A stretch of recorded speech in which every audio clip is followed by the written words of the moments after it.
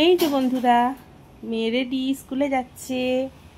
সকাল সকাল পড়ে আসলো, এসে ভাত খেলো, খেয়ে স্নান করে সব কিছু করে রেডি হয়ে এখন স্কুলে যাচ্ছে। ঠিক আছে, স্কুলে চলে যাক, পরে আবার আসছি। দেখো বন্ধুরা, মেয়ের বইয়ের টেবিলটা গোছালাম একটু। স্কুলে চলে গেল, বই সব এলোমেলো করে রেখে বইয়ের টেবিলটা মেয়ের সুন্দর করে গুছিয়ে দিলাম।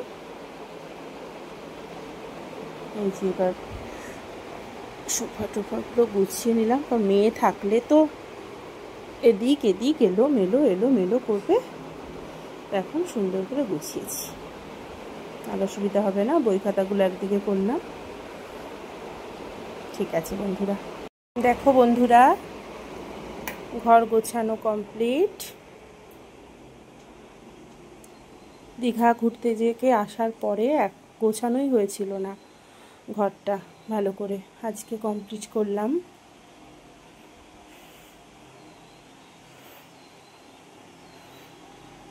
কেমন হয়েছে বন্ধুরা বলো? পুরো ঘরটা কমপ্লিট করলাম আজকে, গুছিয়ে ঠিকঠাক করে করতে পারলাম। এমনিতেও মনটা আজকে ভালো নেই, কাল থেকেই মনটা ভীষণ খারাপ। আমার হাজব্যান্ড ডিউটির জায়গায় চলে গেছে, 1 মাসের ছুটিতে এসেছিল, সিআরপিএফে চাকরি করে। কাল চলে গেছে, এমনি ভীষণ মন খারাপ। কালকে মাথার যন্ত্রণায় সারা রাত ঘুমোতে পারিনি। সকালে উঠে মেয়েকে স্কুলে পাঠিয়ে অল্প কিছু রান্না সেরে ঘর গোছাতে বসলাম। মনটা আস্তে আস্তে একটু ঠিক হচ্ছে, ওর সঙ্গে কথা বললাম। এটাই তো আমাদের জীবন, মনটাকে ঠিক করতেই হবে। এদিকে আমার আরেকটা বারান্দা মতন করা আছে, ওটাতেও জিনিসপত্র রাখা হয় গোছানো। ওটাতেও যে ছেলে শুয়ে রয়েছে, ছেলেরও মনটা ভালো নেই। ছেলেরও মনটা আজকে ভালো নেই, বাবা চলে গেছে। এই যে এখান দিয়ে আমাদের বাইরেটা দেখা যায়, আমার তুলসী মন্দির বাইরেটা দেখা যায়। এখানে সব ছেলে মেয়ের সব কম্পিটিশনের গিফটগুলো রাখা আছে আমার, এই আর কি। আর ছেলের ঘরের ভিডিওটা পরে করে দেখাবো, এখন তোমাদের দেখিয়ে দিই। ঘরটা পুরো ফাঁকা করে দিয়েছি, ঘরের সব জিনিসগুলো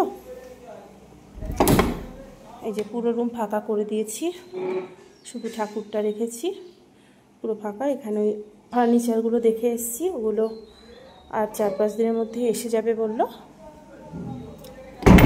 ঠিক আছে বন্ধুরা, রাখি তাহলে, আবার পরে কথা হবে। দেখো বন্ধুরা, ক্লাসে যাচ্ছি, বৃষ্টি হচ্ছে প্রচণ্ড। স্টেশনে বসে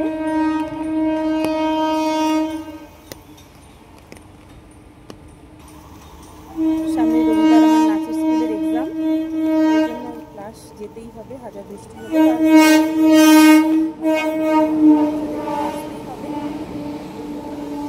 বেরোলাম ক্লাসের জন্য।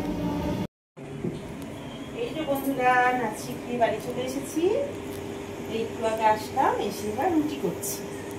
রুটি তরকারি রাতে খাওয়া হবে, আলু চচ্চড়ি আর রুটি। বাই।